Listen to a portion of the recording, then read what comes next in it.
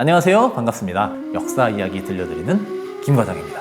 오늘은 인도로 가보려고 합니다. 때는 1947년 8월 17일이에요. 2차 세계대전이 끝나고 얼마 지나지 않은 시점입니다. 이때 인도는 영국의 식민 지배에서 벗어나서 꿈에 그리던 독립을 맞이하기로 되어 있었죠. 그런데 바로 이날 인도에서는 200만 명에 이르는 사람들이 죽고 1,500만에 이르는 난민이 발생합니다. 인도 역사에 손꼽히는 대학살의 날이었죠. 무엇 때문에 이런 일이 벌어졌느냐? 바로 영국령이었던 인도가 인도와 파키스탄으로 분리 독립했기 때문입니다. 인도 국민의 다수인 힌두교도와 소수인 이슬람교도 사이에는 원래 갈등이 심각했는데요. 독립하기 전부터 서로 죽고 죽이는 폭동이 심심찮게 일어나고 있었죠. 그래서 결국엔 종교에 따라서 힌두교도가 다수인 인도, 이슬람 국가인 파키스탄 두 나라로 분리 독립하기로 했는데 문제는 국경선이었습니다. 지금껏 힌두교와 이슬람교를 가르는 국경 같은 건 없었거든요. 그러니까 인도의 독립일은 지금껏 세상에 없었던 국경이 생기는 날이었어요. 파키스탄에 속하게 된 힌두교도들은 인도로 쫓겨났고 인도에 속하게 된 이슬람교도들은 파키스탄으로 쫓겨났죠.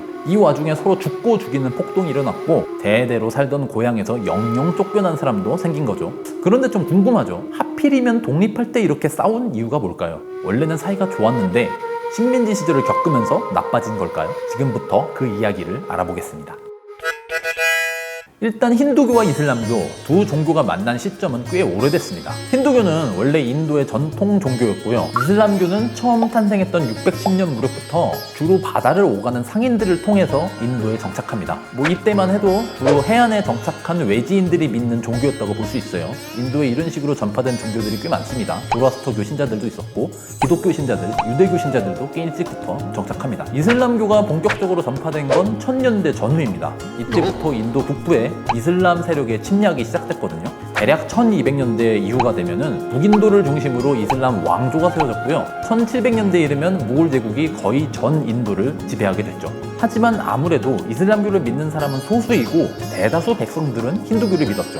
힌두교랑 이슬람교는 사실 성격이 굉장히 다른 종교입니다. 힌두교는 신을 수천 분이나 모시는 극단적인 다신교이고 이슬람교는 우상 숭배조차 완전히 금지하는 극단적인 유일신교이니까요. 그래서 그런지 처음에는 이 두 종교 사이에 갈등이 꽤 있었다고 하는데요. 근데 같이 지낸 지 수백 년 정도가 흐르면서 차츰 나름의 질서를 찾아서 잘 지내는 관계가 됩니다. 어떤 종교를 믿건 간에 그건 사적인 문제고 이걸 두고 서로 패싸움을 벌이는 상황은 아니었던 거죠. 그런데 영국의 식민 지배가 시작되자 문제가 생깁니다.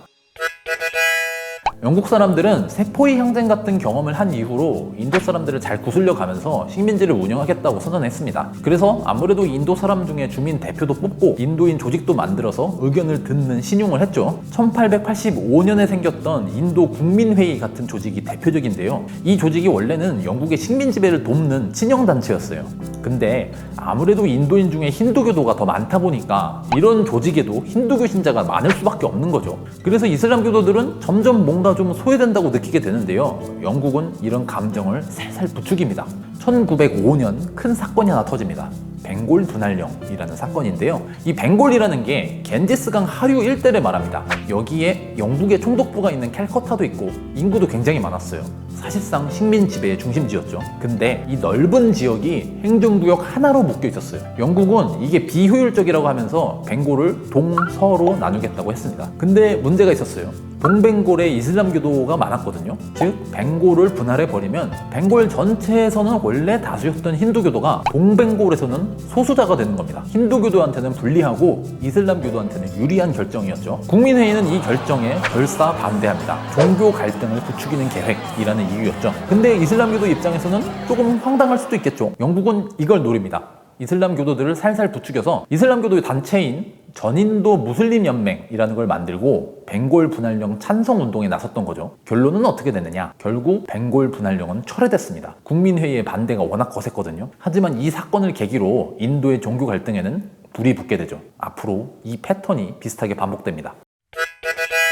벵골 분할령 이후로 국민회의는 독립운동의 중심이 됐습니다. 특히 마하트마 간디 같은 사람이 등장하면서 세계적으로 인지도도 높아졌어요. 인도의 독립운동은 특히 1차 대전 이후로 심각해지는데요. 영국이 전쟁을 도와주면 전쟁이 끝난 이후에 인도에 자치권을 주겠다고 약속을 했다가 막상 전쟁이 끝나니까 홀라당 말을 바꿨거든요. 대놓고 자치권 못 줘! 야구르지! 이런 건 아니고 그냥 매사 미적대면서 시간을 끌었습니다. 자치를 하려면은 자치 법안이 필요하니까 자치 법안을 만들겠다면서 위원회를 만드는데 여기에 인도 사람을 하나도 끼워넣지 않는다든지 이런 식으로 인도 사람들을 사사건건 무시했죠. 국민회의가 여기에 항의를 하니까 무슨 대답을 하냐면은 힌두교도랑 이슬람교도 사이의 다툼 때문에 인도인을 여기에 끼워주기가 어렵다. 뭐 한쪽만 부르면 또 불공정하다고 할 거 아니냐. 그러니까 인도 사람들끼리 상의해서 자치법안 가져와 보세요. 이렇게 얘기합니다. 그러자 이제 힌두교도와 이슬람교도 사이에 다툼이 시작됩니다. 국민회의가 네루 보고서라는 자치법안을 기초해서 발표했는데 이슬람교도들이 여기에 이슬람교도의 권리를 보장하는 조항이 적다고 하면서 진나 14개 조항이라는 걸 발표하기도 했거든요. 이런 상황을 보고 영국이 할 말이 뻔하죠. 거 봐라. 너네끼리도 말이 안 맞지 않느냐. 일단 너네들끼리 합의부터 해라. 이런 식으로 인도 사람들끼리 싸우게 하면서 또 한없이 미적미적 되는 겁니다. 이게 바로 영국 특유의 이간질로 이득 보는 지배 방식입니다. 하지만 국민회의는 점점 투쟁을 강화합니다. 무엇보다 이들한테는 간디라는 엄청난 무기가 있었죠. 간디는 비폭력 불복종이라는 그 사상 자체도 대단했지만은 운동가로서 쇼맨십과 언플 능력이 대단한 사람이었어요. 일단 이 사람이 단식 한번 하면은 세계가 들썩거리거든요. 결국 영국은 점점 궁지에 몰렸죠. 근데 간디가 주목받을수록 궁지에 몰리는 거는 영국만이 아니었습니다. 이슬람 교도들도 곤란해졌어요. 왜냐면 독립운동의 주도권을 국민회의가 완전히 가져가고 이슬람 교도들은 어떻게 보면 거기에 사사건건 딴지나거는 독립을 방해하는 사람들로 낙인을 찍힐 수 있었거든요. 국민회의의 논리는 한결같았습니다. 불만이 있을 수 있다. 그런데 일단 독립부터 하고 보자. 이겁니다. 근데 이슬람교도 입장에서는 이 말을 도저히 믿을 수가 없어요. 그나마 영국이 있을 때는 이렇게 딴지라도 걸 수가 있지. 인도가 힌두교도가 다수인 나라로 독립해버리고 나면 그때 가서 상황이 어떻게 될지는 아무도 모르는 일이었거든요. 결국 두 세력 사이는 점점 나빠졌고요. 2차 대전이 터진 이후에는 완전히 악화됩니다. 2차 대전 때도 영국은 1차 대전 때와 똑같은 약속을 합니다. 일단 전쟁을 도와주면 전쟁이 끝난 후에 독립을 시켜주겠다. 이걸 반복하는데요. 국민회의는 여기에 철저한 비협조로 응수합니다. 근데 무슬림 연맹은 영국을 도와서 전쟁에 참여하겠다고 나서요. 그리고 1940년 무슬림 연맹의 지도자 무함마드 진나가 분리독립을 본격 선언했습니다. 쟤네랑은 같이 못 살겠다 이겁니다.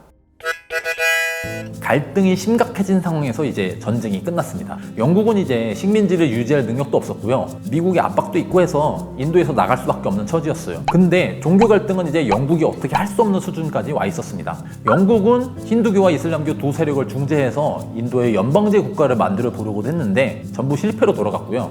그 와중에 힌두교와 이슬람 사이는 점점 더 험악해졌습니다. 곳곳에서 폭동이 터지고 사람이 죽어나갔죠. 어쩔 수 없이 분리 독립이 결정됩니다. 그리고 국경선 긋는 작업이 시작되는데요. 영국 정부는 인도 땅을 밟아본 적도 없는 시릴 레드클리프라는 변호사를 불러다가 딱 5주 안에 국경선을 그어달라고 요청합니다. 충분한 토론과 상의? 뭐 그런 거 전혀 없었습니다. 명목상으로는 위원회를 만들고 힌두교 대표, 이슬람교 대표 불러다가 앉혀놓긴 했는데 회의했다가는 또 싸움이나 날 게 뻔하니까 아예 사정을 모르는 독립적인 인물한테 맡겨버리자라는 거였죠. 결국 레드클리프는 5주 안에 수천만 명의 운명을 가를 결정을 내립니다. 결론은 뭐 아수라장이었습니다. 한 마을이 양쪽으로 갈라지기도 했고요. 건물 이쪽과 저쪽이 다른 나라로 갈라지기도 했어요. 이렇게 그어진 국경선을 레드클리프 라인이라고 부릅니다.